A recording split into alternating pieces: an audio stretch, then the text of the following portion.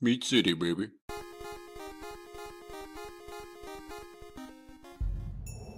Hello and welcome back to Meat City Gaming. JD here with another video in Dragon's Dogma Dark Arisen. And today we're continuing our adventure in Bitterblack Isle. This is after we've opened up the second shortcut, which is what we're going through now, to head back down into the dungeon to make the final push to the bottom of the dungeon run, the main boss of the island, Daimon. This is the last opportunity you have to kind of create a shortcut. There are two. We opened up the first one at the end of the first video and worked down to this one in the second video. So now we're going to head down the rest of the way. So as usual, Baroque is here. You can use him as a vendor, as a rarefier to upgrade your items in the Dragon Forged levels. But without needing that, we're just going to continue on here. This is kind of a little safe area. There are a couple spiders sometimes that are here, no big deal. Easy to farm them for XP. And actually, there is one of the macabre statues or sculptures here. One of the quests you can get on the notice boards in Bitterblack Isle is to collect 10 of those, and it's taken me 3 full run-throughs of it to collect that one. That was finally my 10th statue. There may be 10 in here, but they are kind of hard to find. I think I found 3, maybe 4 at most in one run. But that's an easy one there, so you can pick that up. I now have all 10, so I can to complete one of the quests down here for some XP and some rewards. Again, not super valuable or needed at this point, as I'm pretty much at the end game. I'm at the max level, and my gear and everything else is pretty good, so there's not a whole lot that I need the XP or the gold for. But these quests that you get down here can be pretty valuable if you're still working through, if it's your first time and you're grinding out the levels. So again, this is a familiar tile set. We've seen this one before, and there are some phantoms in here. We will check around the back here just to show what's through some of the other areas, and you can see the Saurian Sages, I believe. They can cast some pretty powerful spells, and they are resistant to magic, so Magic Archer, not the best choice to fight these things, but we've got plenty of good pawns, plenty of good teammates to help us, and if you send enough ricochet arrows at anything, it will eventually die. Scattered throughout some of the levels, and this one included, are these beacons, and what you can do is light them using crystals. It's okay to do so if you have crystals to spare, but again, crystals are very valuable. All it does is lights up the area and kind of has an aura that will deal damage over time to any enemies that are in it. So, if you're fighting a powerful enemy and you want to get every last scrap of damage, then go ahead and light it when the enemy is in there, and you will do damage to it and slowly kind of help whittle them down. But it's not super valuable, and every time you spend one of those, light one of those up, you're wasting crystals that could go to identifying items. So I would recommend skipping them if you can. Again, if you're in the dark, it will light up the area. Maybe you got drenched, covered in water, and your lantern got put out. Then certainly a good idea to light one of those up so you can see what's going on until your drenched status effect wears off and your lamp lights back up. But if your lamp's working, you can pretty much avoid those without any loss. Again, ladders up here, chests up in those areas. We're not going to uncover each and every one of them, but feel free to explore those fully when you're in here so that you can get everything that's available down here in the level. But as I'm just kind of showing you the basic lay of the land here and working our way down to the boss, I don't want to get too bogged down with all the little opening of the chests and everything. It can take a lot of time, and it's not going to do a whole lot for my character at this point. And the drops can be random, so showing you one that has a Bitterblack item in it may not mean that it has that same item when you get there as well. So check those out for chests when you're here on your own run, and hopefully you'll get some items that you're looking for. Again, another area with one of the beacons, and they are kind of useful if you don't have good magic damage to take out those phantoms, the ghosts that can possess you.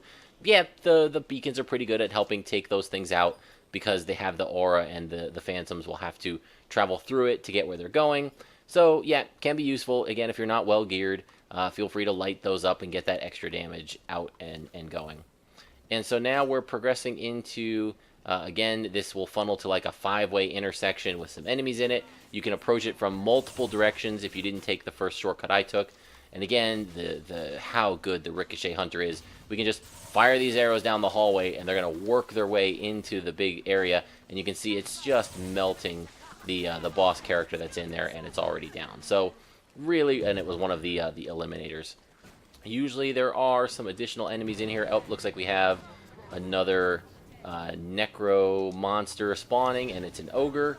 And again, these things in this area, those things can be a challenge because they can run across the room, do a flying kick. You can't really dodge them very well, and they can, you know, one-shot you in the early game. But with all the damage that we can put out, ricochet arrows, we can kind of separate ourselves, hide behind the gate, and pump out some damage very quickly to take that thing out. And again, the drops from these things are good. So if you can take them out, if you can be careful and not get killed, then go ahead and do it because they are going to be worth it with what they're dropping. And I think that's the path we came in on. Again, there's chests in each of these rooms. You want to be careful opening them because they can, of course, have the trap monsters in there. So send one of your pawns to do it, or make sure you've got a melee pawn close by so that he can free you or she can free you if you get snapped up by the treasure monster. And there is another pathway. I think this is the other path. And some snakes down here. And I think on the side here, yep, you can see when you see the little grass area, that's hiding a little ledge. And you can work your way down this, down to the bottom. You can drop off. There's chests. Down at the end, there's chests. Lots of additional items that can be had if you explore fully. And then one here at the end. Again, rather than just go open it, we'll send one of our pawns to do it.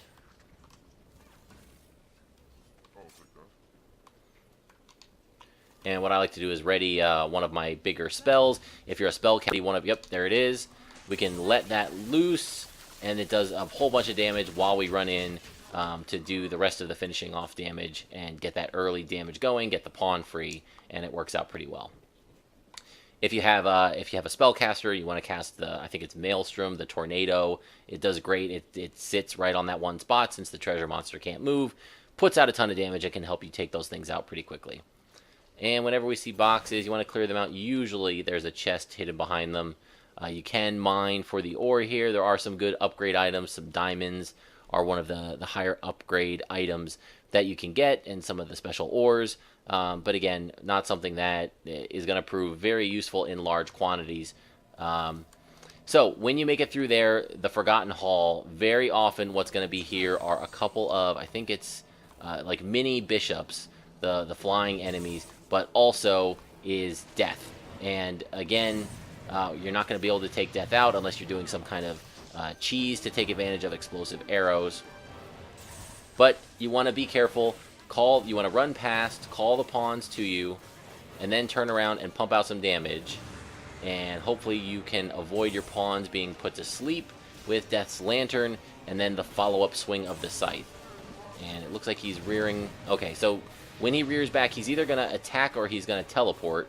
And so, again, we saw he teleports. We're going to run clear, call our pawns to us so that they don't get hit by the Scythe, and then just start pumping out the damage again. And because we have pretty high damage and pretty high stats here, he's going to disappear pretty soon before we can take off another full bar of his health.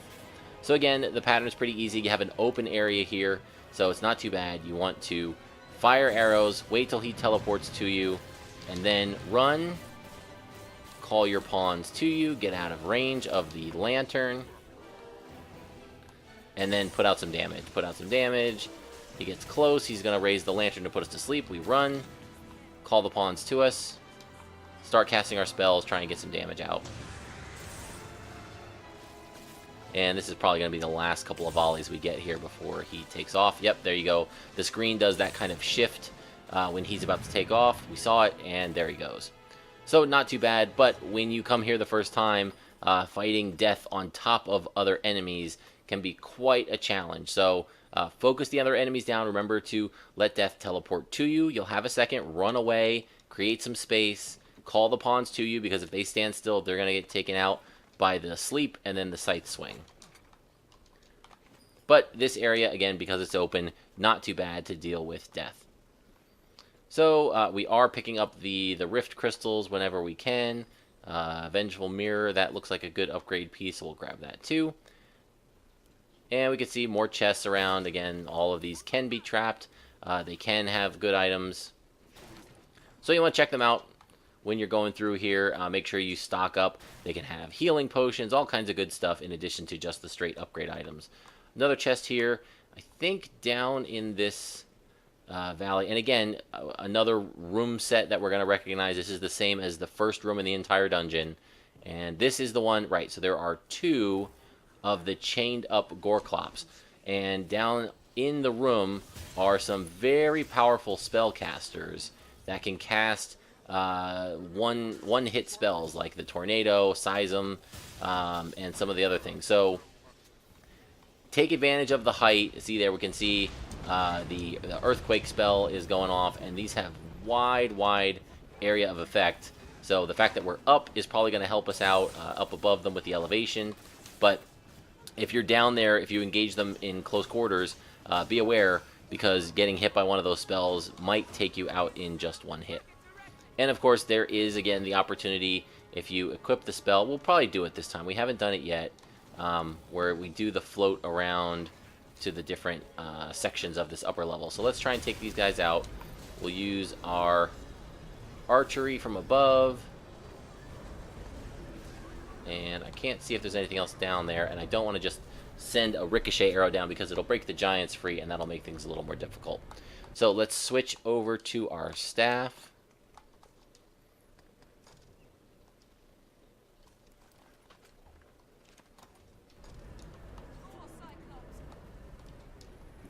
And here we go. You can float over. Oh, we might have missed that one. Yep. Fell a little bit short there. We got caught on an invisible wall. So we'll give that one more try.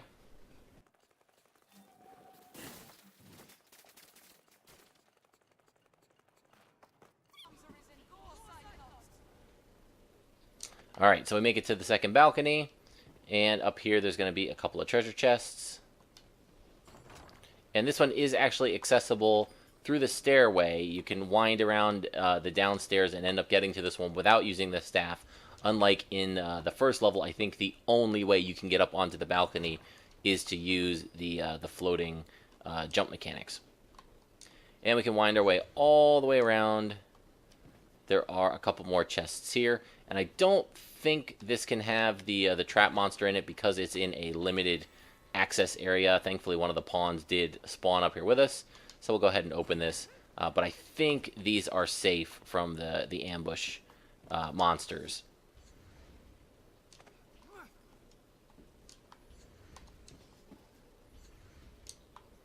Alright, so we're going to work our way back down below. And again, your first time through, these Gore Cyclops are completely optional. There's no need to take them out. They're not going to drop a key or anything you need to progress. They are worth a ton of experience points. You will get some free shots in. You can probably take most of a health bar off of them. But when they break free, they're super strong and they can move around very quickly. They're not very slow and lumbering. They can enrage and charge across the room, and they have a big reach. They can pick up a spiked club and swing it, and they have a long reach and can do damage from far away with that thing. So, not easy items, not an easy encounter. But when you're able to take them out, there are some safe spots to do it, and you can kind of take advantage of that to farm some very easy XP and loot. And my lamp just died, so let's add some oil.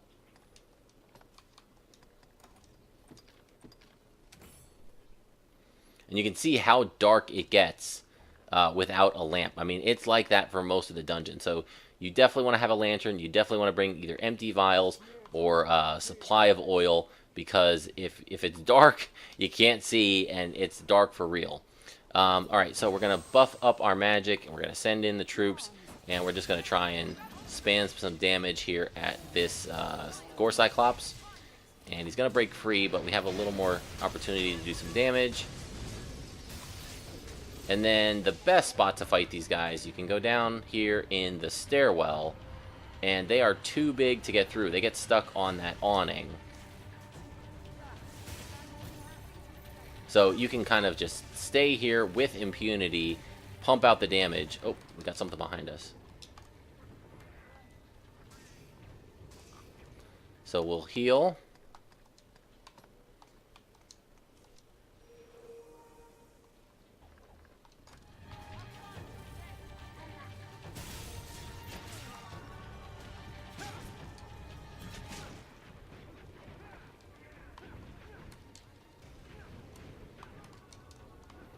And we got very lucky there.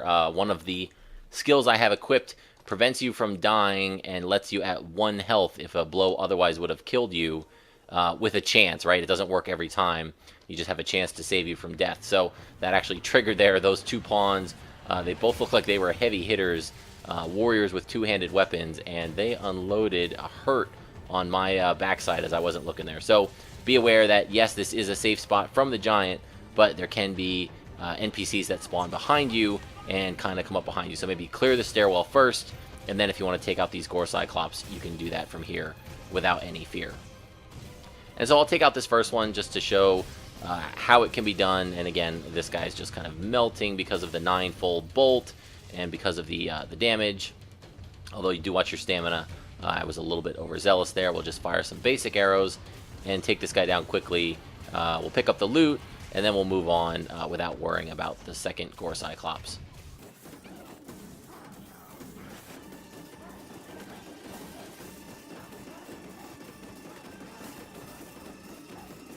And down they go, 136,800 XP. And XP is another thing to talk about. There are some ways that you can modify the XP you get. One of the easiest ways is to play on hard mode. That can increase the XP you get. You can decrease the number of pawns you use. The less pawns you have with you, the higher a bonus of XP you get. So if you don't need all 4, if one of them's kind of not pulling their weight and they're kind of worthless in here, leave them behind and run through the dungeon, and you'll get more XP at a faster rate. That was, I think, a level 2 weapon there. I don't think these guys can drop level 3s. But you can see lots of chances for Bitterblack items. They can drop rift crystals, so definitely a good enemy to take out if you can. And as you've seen before with this tile set, which we're familiar with, there is the break to the left. You can go up, wind your way around through the roof and to the right, and there will be some treasure chests in there that will probably have more Bitterblack items for you. And then drop down here from some ambush enemies. Good XP from these things, 672, I think, a piece. So you can kind of rack up some very easy XP, and those things can actually drop Bitterblack items as well. So you can kill, 10 of them, 12 of them very quickly, get some XP, and maybe get some items as well. Okay, the Bloodless Stockade, I think, has the last rest spot. We'll go here to the right, and I think this is the Refuge, which is, yep, the Arisen's Refuge. So this is the final kind of safe room that you have before you get to the final boss. So it's not a shortcut. You can't go back to the surface, but there is a place to rest. There is an activity board. There is a rift stone. And, of course, you have Baroque in here as well. So you can kind of use him to level up, to sell some items. We'll just deposit a couple of things that we picked up to keep our weight low. Alright, and we're in good shape.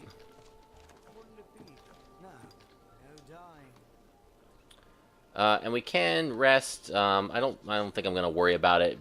Feel free to do it when you're here.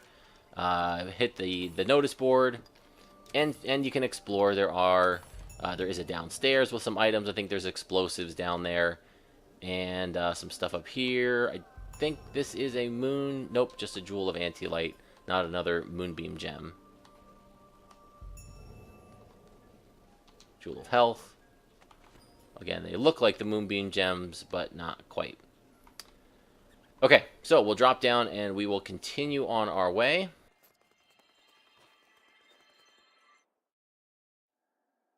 And the Bloodless Stockade, again, is going to be a very familiar territory. Something we've seen before in terms of the layout. There is a chest there. Feel free to grab that on your run-through. Chest in here as well. Usually there's an ambush out in this hallway. And, yep, we have eliminators here. So we want to get out of the way, but our pawn is blocking us.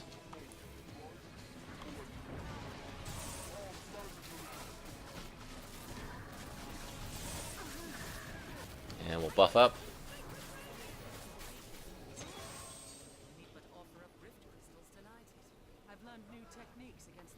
And once again, there are the two doors. These both require a skeleton key to open.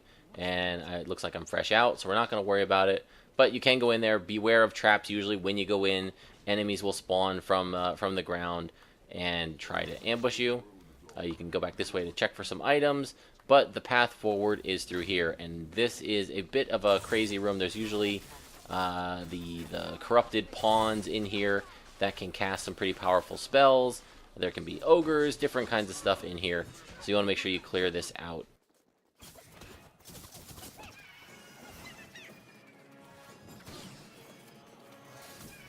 Alright, I think that's everybody. Take a quick look. There is a hidden chest here behind the items. And I think that's it of value up top here.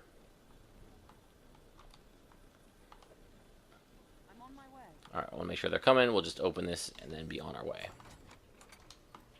Rift Polycrystal, that was definitely worth it. 5,000 crystals there is very, very valuable. Alright, so you can drop down. And again, items all around. Chest in the back. And a couple of chests back here. And just about every time I've gone through, one of these has been a trap monster. I think one time I was able to open all three without a chest monster springing out. And the one time I did, I got trapped here by a monster, so it grabbed me. I had two magic-using pawns with me, and they just kept casting curative spells. All they had to do was use a basic attack to break me free. And then my main pawn, the sword fighter here, came running over to help me, jumped clear over the chest and into the water, and that water is too deep to stand in, so the pawn died. So I stood there with my two magic pawns just looking at me. Eventually, I got eaten by the thing and died. Had to use a crystal, a wake stone to respawn and continue the adventure. But just a comedy of errors. And so the normal way to progress down is down this stairway here. It'll take you into the sewers. There is a back way here, and I think it ends up in the same place. But just for keeping things interesting, we'll do the jump to get over here. And I think this is just kind of a different little shortcut. Takes you to the same place, and it's going to drop us out in the sewers. And down here, yes, there's death.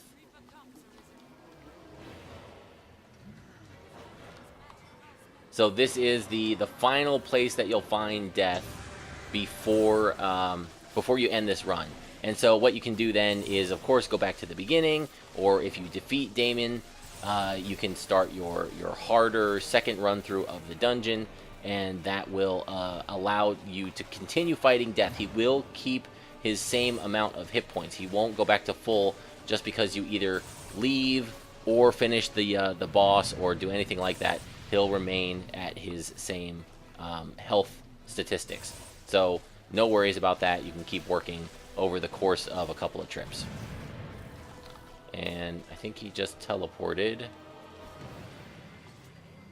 This is one of the tricky areas for death because of all the walls. Okay, I think he split the boss health meter above our at the top of our screen is gone, so I think he's taken off. But we do have the other enemy here, an ogre. And it can be real trouble your first time here if you engage both the ogre and death at the same time. That can be pretty bad. But you don't really need to fight them. You can just run and get through the door to go to the next part. So I'll show you the path. So if you want to run, you can kind of just follow that and not worry about fighting any of the enemies. So if you don't do the special back way, the jump that I did, you'll come out here. This is a spiral staircase that goes up and winds around. There is a chest there. There's some bats in here that will, come down and bother you as you're making your way down the steps. So you'll come out. Back to the left if you want to explore. There are some chests and items through the waterfall, but when you pass through, you get doused and you lose your lantern. So it's a pain in the butt if you don't need the items, but definitely worth it if you're looking for the items and still working to upgrade your character. So you can go to the left, pass through. We'll send a couple of ricochets down.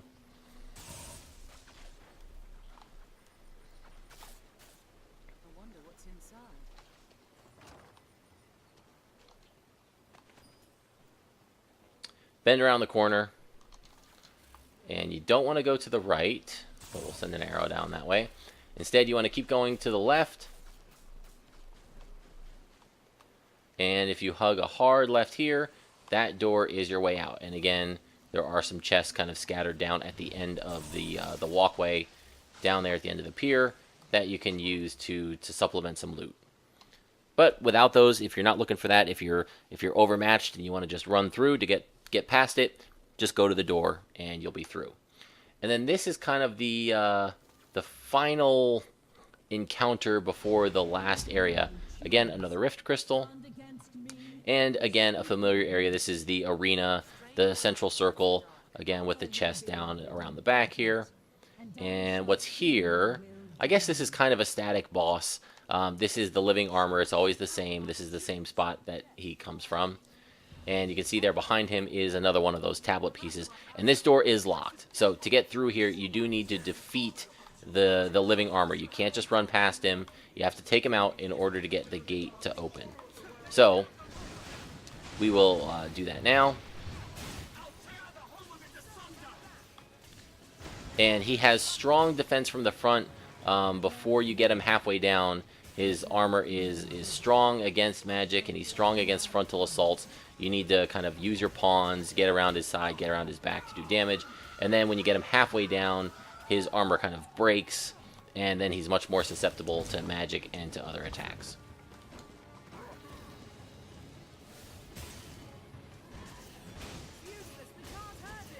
Alright, down he goes. Some more loot, and the door opens automatically. No need for a key or anything else. Just get down the living armor, and it will allow you to progress through. Another level 2 weapon, some more crystals, and that Fey crystal is an upgrade piece. And I think there are some chests. Yep, a couple over here. We'll open them while we're here, why not?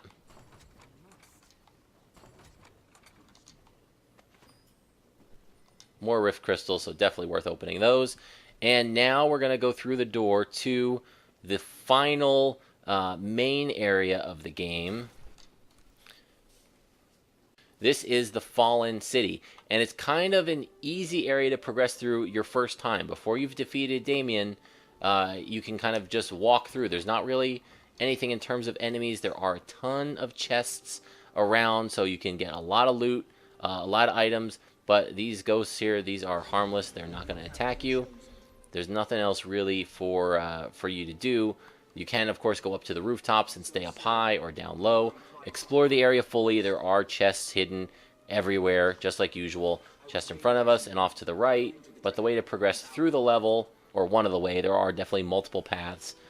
Stairwell up the back there to go up to the roof, is to go this way. Another chest at the end, but instead, if you bang a right, you can come into this little hallway. Special treasure chest, so we'll open that one. Armor level 2. And we will go up the stairs.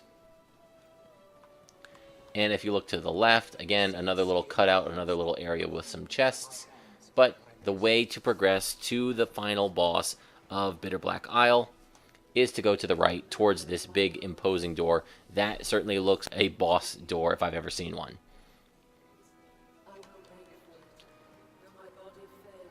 So when you head up here to the boss door, you can go to the left. I think there's some flowers or some stuff you can scavenge from the ground.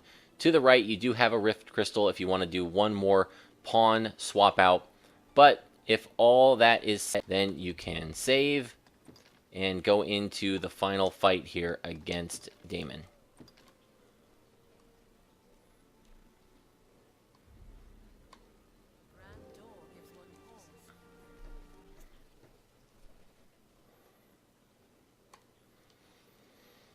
So this is the Bitterblack Sanctum. This is the final boss fight room. And if we walk through the doors, we get a little cutscene. There he is, sitting on his broken throne.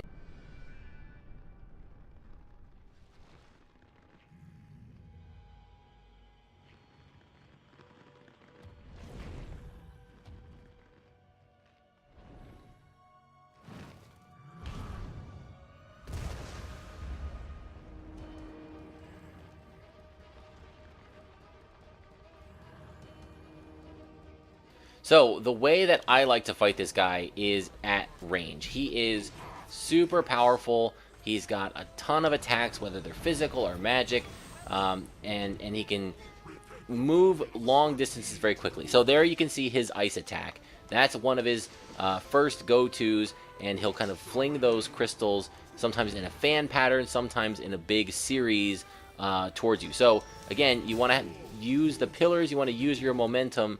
If you have a magic archer, or if you have a character that can use the dodge roll, very, very good. If you're a magic spellcaster, your mobility is more limited, and it's going to be a little tougher.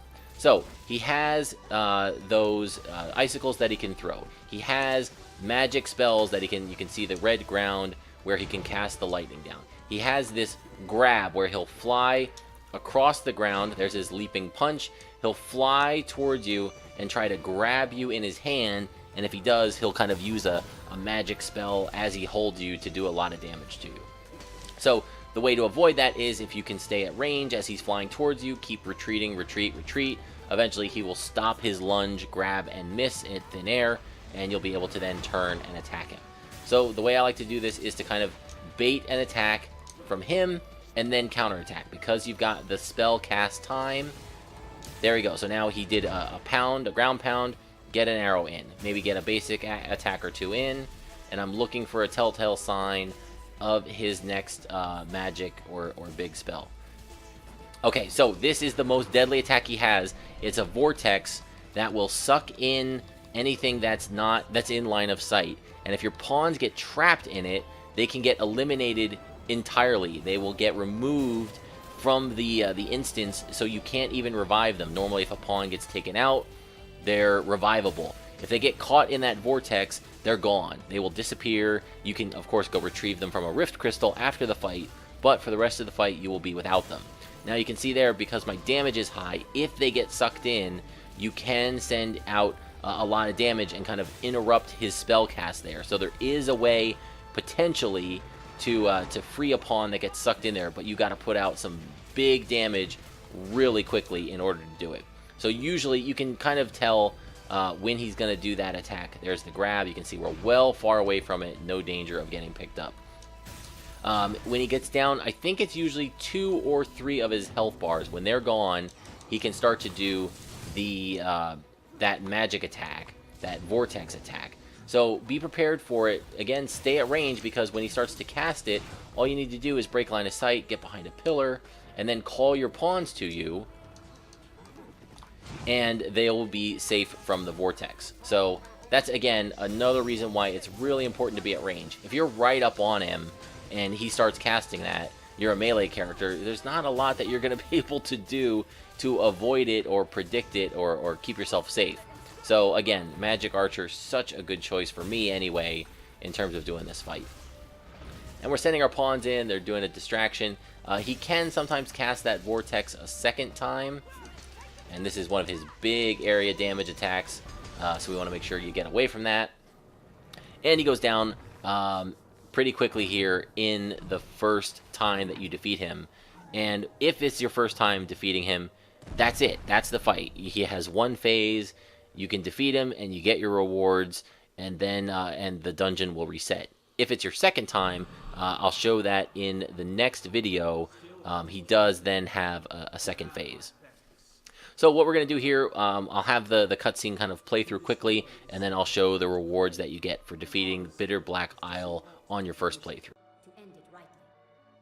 The infinite chain is yours, Arisen, to grant measure, to give what shape you will. And I, at last, can step beyond its span. My brethren, dearest Aura.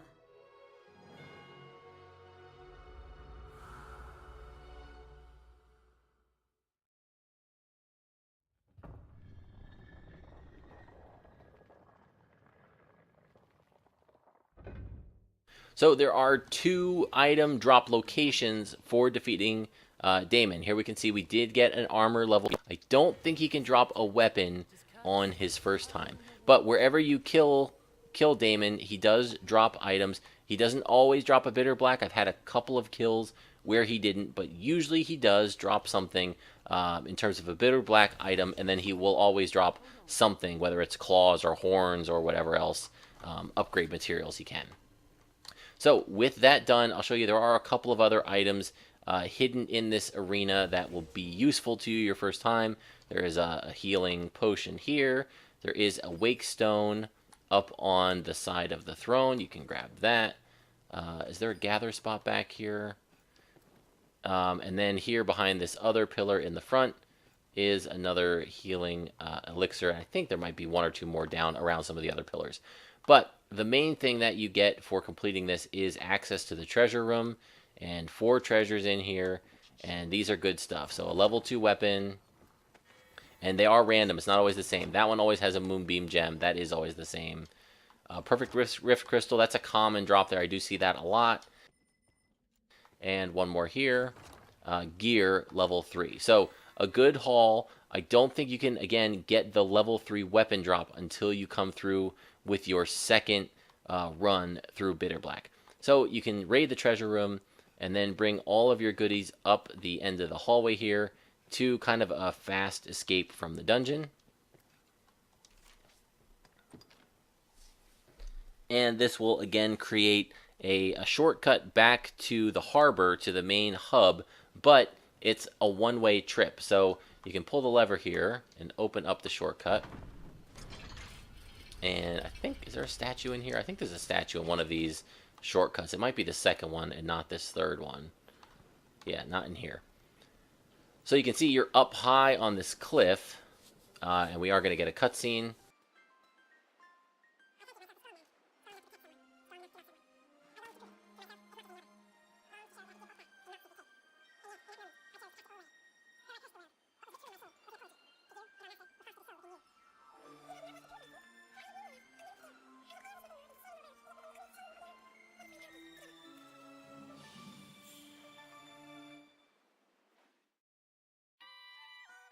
And with that, wraps up the cutscene. You get a little, I think, a credit roll here, which we will skip. And here we are back at the harbor. So you don't even get to come down. I will show it, I think, at the end of the second run, how you can exit through that last entrance. But you can't get back to it. It's up on that cliff. You end up dropping down onto this little wooden pillar and from up high on the cliff. So you cannot get access back to that door unless you're leaving the fight with the boss, as we just did.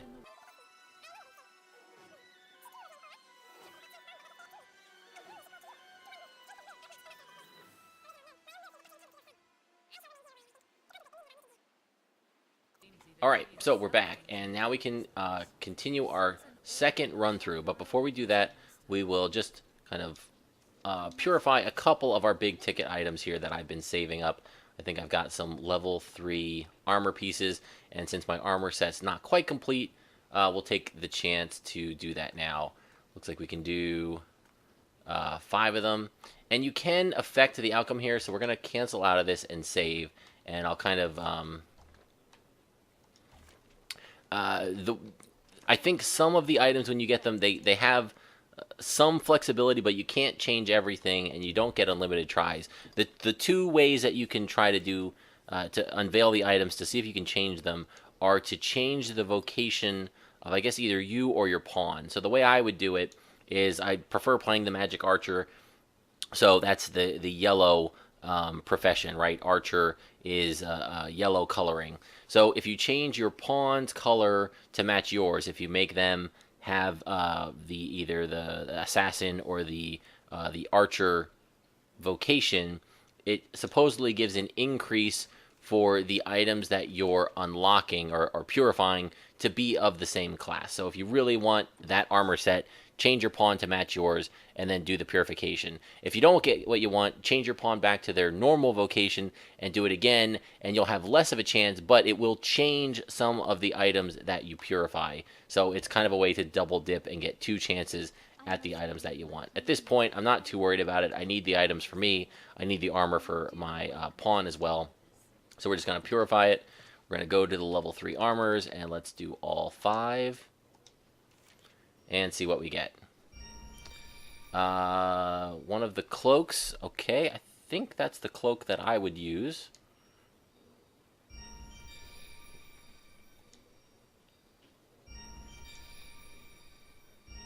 Gray Veil, that's the Sorcerer's set. And the Trader's Armor.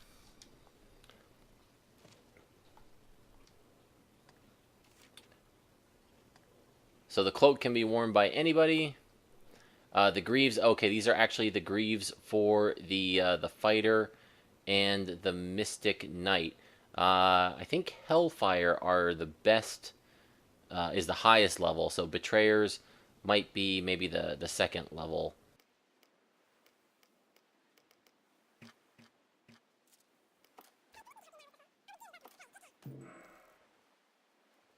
So that is going to complete the first run through of Bitterblack Isle.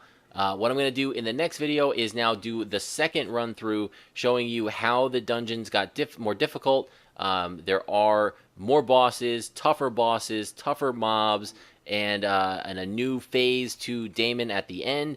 And of course, along with that added challenge, you do get better rewards. So if you're interested in that video, stay tuned for the next one. Thank you for joining me, and I'll see you next time.